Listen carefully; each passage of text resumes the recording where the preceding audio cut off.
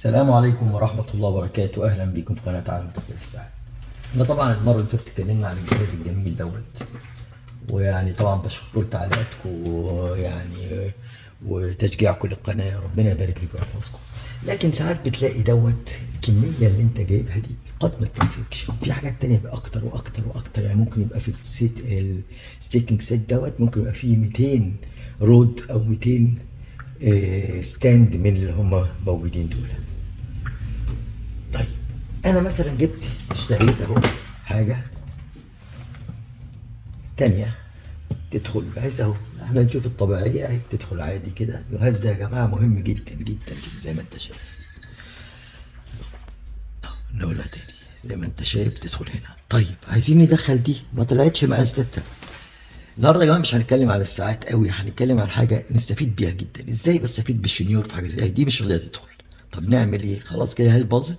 هل استخدمها يدوي ولا بالجهاز؟ طبعا احسن. لا، دي ممكن ارفعها زي ما انت شايف كده، اخليها ترفع زي دي، وبجليها بحيث تبقى فضي من مجليه كده، فضي كده مصنفره زي ما انت شايف اهو، بتدخل عادي خالص اهو. بقت يبقى انا استفدت بكل حاجه اللي عندي دي. حبيت اوريكم بس حاجه تانية، ان احنا لازم نستفيد بالامكانيات اللي عندنا. انا عندي شنيور، طب الشنيور ما عنديش مكنه جلخ وما عنديش حاجه احط عليها حجر الجلخ او كده. طب نعمل ايه؟ مش معنى كده نقف، عندنا شنيور هنشوف. اقول لك تعالوا معايا كده نشوف هنستخدم الشنيور ده ازاي.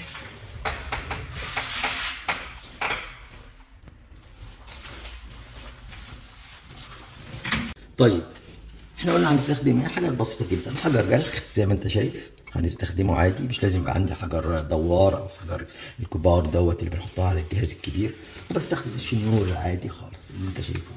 وطبعا عندنا الحامل بتاع اللي بنمسك البايز دي، اللي احنا بنمسك بيها الحاجه، نحط الشنيور نمسكه كده. طبعا في حوامل مخصوصه للشنيور، يعني مش محتاجه دي قوي، لكن بيشتغل. طبعا الشنيور بنحطه هنا خلاص بنشغله كانها المكنه الماشين بتاعه الجلخ اللي احنا بنحط عليها.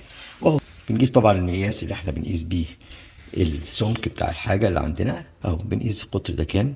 19.2، والقطر ده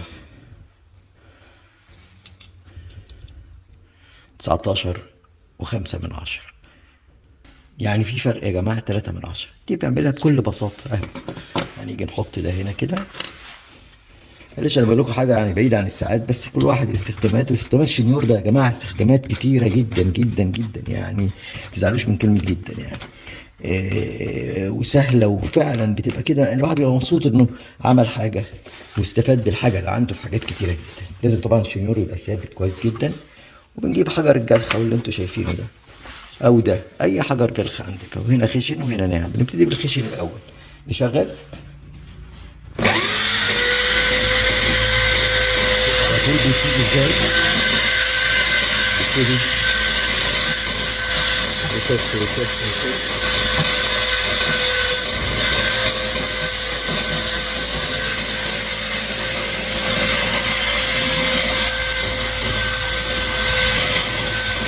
تروح وتنزل وتطلع وتنزل.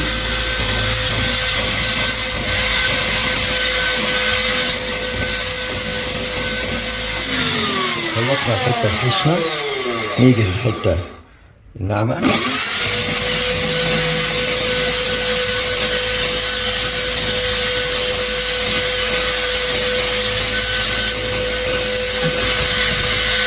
موضوع بسيط يا جماعه، بنستفيد حاجات بسيطه جدا عندك تقدر تطور نفسك فيها جدا.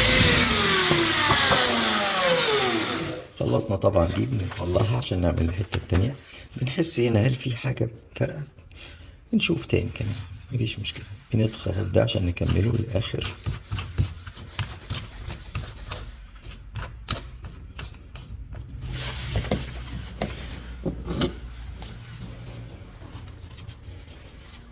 دي بقى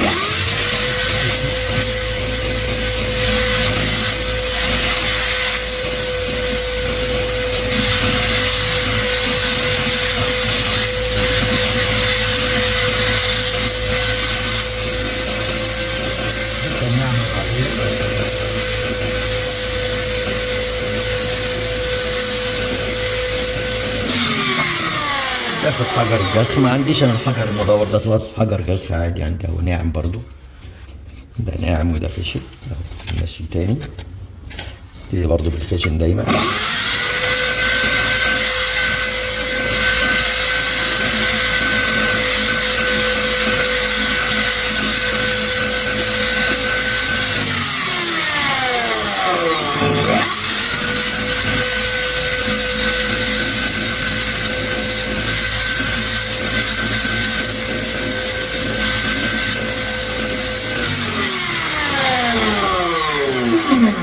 بنرجع نراجع الحته التانيه برضو تاني، مش بتاخد وقت. انا حبيت لكم حاجه يا جماعه جميله، يعني لازم انت تفكر ولازم تشوف هتعمل ايه، وتبقى مش مفيش حاجه توقفك يعني.